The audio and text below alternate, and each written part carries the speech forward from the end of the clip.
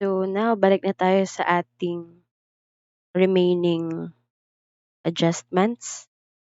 We have the provision of depreciation. So define muna tayo ng mga terms na gagamitin natin para mas maintindihan natin si depreciation. So first, cost. It is the amount paid to buy the asset. Ibig sabihin, ito yung amount yung time na binili mo yung equipment na yun or yung asset na yun o yung depreciable asset. When we say depreciable, ito yung mga asset na habang tumatagal, bumababa yung value. So lahat ng property, plant, and equipment natin except the land. Lahat ng meron tayo na asset except land. Kasi yung land, nag-a-appreciate yung value niya. So, yun. Ang cost is the amount paid to buy the asset. Next is the salvage value or the scrap value, the amount that can be recovered when the asset is fully depreciated. Ito yung amount ng iyong asset kapag na fully depreciate na siya. So, ibig sabihin yan, kapag binenta mo siya sa junk shop, yun yung mare-recover mo na amount.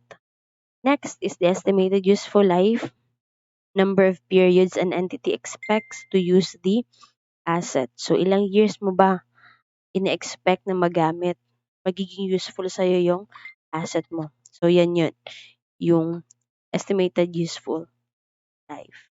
So, next, for our example, on January 1, 2020, Mr. X purchased an equipment for 520,000. The equipment has a scrap value of 20,000 at the end of its useful life of 8 years. So again, gaya ng sinasabi ko, isa itong equipment sa mga nagde-depreciate yung value. So, from this given, makukuha natin yung cost. Yung cost natin is 520. Scrap value is 20,000 and the estimated useful life is 8 years. So, ngayon, solve na natin kung magkano yung ating depreciation expense. So, this is the formula to compute the depreciation expense is equal to cost less natin yung scrap value and then divide natin siya sa kanyang estimated useful life. So, eto na siya. Divide natin. 520,000 less 20,000 divided by 8 years. Ibig sabihin yung depreciation expense natin annually or yearly is 62,500 pesos. So, since isa ito sa mga dapat nating i-adjust at the end of the year, so gagawa tayo ng adjusting entry. So, ang entry natin para dito is debit to depreciation expense. Depreciation expense ha, hindi depression. Depreciation expense of 62,500. And then, credit tayo ng accumulated depreciation dash equipment. Dapat kompleto yung ating account title. Kasi nga, we have a lot of PPE. So, dapat naka-specify kung anong depreciable asset yung ginawan mo ng entry. So, that is 62,500. So, again, dito sa entry natin, itong depreciation expense is an expense account, obviously.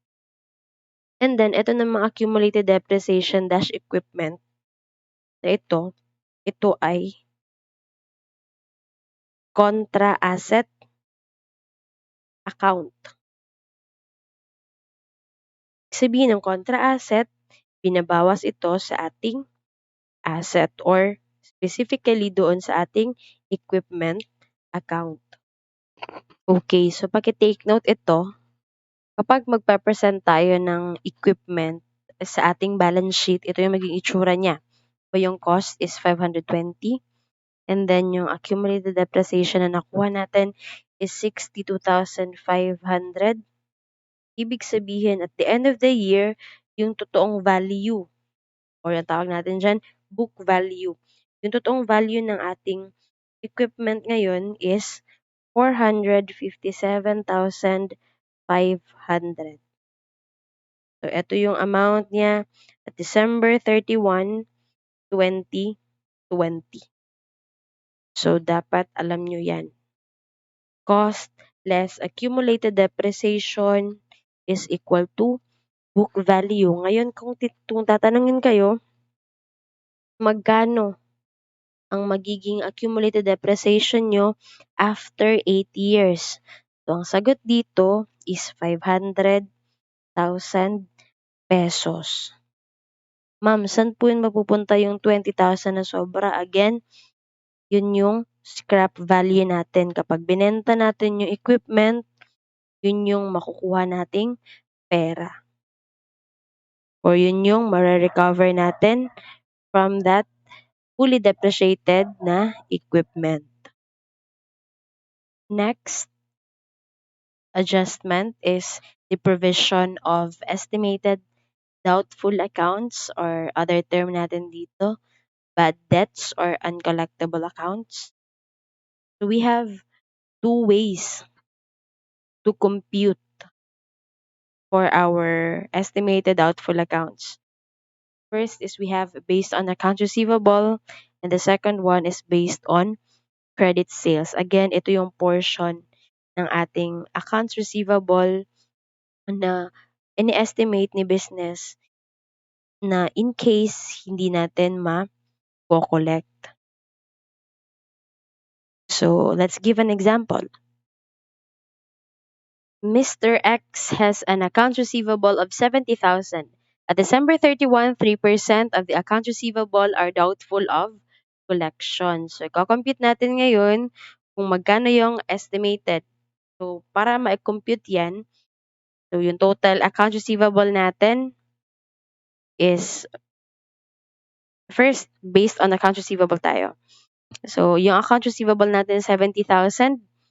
Sabi daw dito, 3% are doubtful of collection. So, 70,000 times 3%, that is 2,100 pesos. So, our entry for that is debit tayo, doubtful accounts expense. And then credit tayo, allowance for doubtful accounts of 2,100 pesos. Again, take note, doubtful accounts expense is an expense account. Other term na pwede gamitin dito, uncollectible accounts. Pwede din yung tinatawag na bad debt or bad debts expense. And ito na sa credit side, allowance for doubtful accounts. Again, like just like the accumulated depreciation, this is a contra asset account. So, ang other term na pwedeng gamitin dito, estimated uncollectible accounts or estimated bad debts. So, ganun siya. So, yung presentation nito sa ating balance sheet is ganito siya. Account receivable of 70,000. Bawas natin ngayon yung allowance for doubtful accounts of 2,100. So, ibig sabihin, yung net realizable value or yung tinatawag natin na NRV, yung totoong amount lang ng ating account receivable is 67,900 pesos.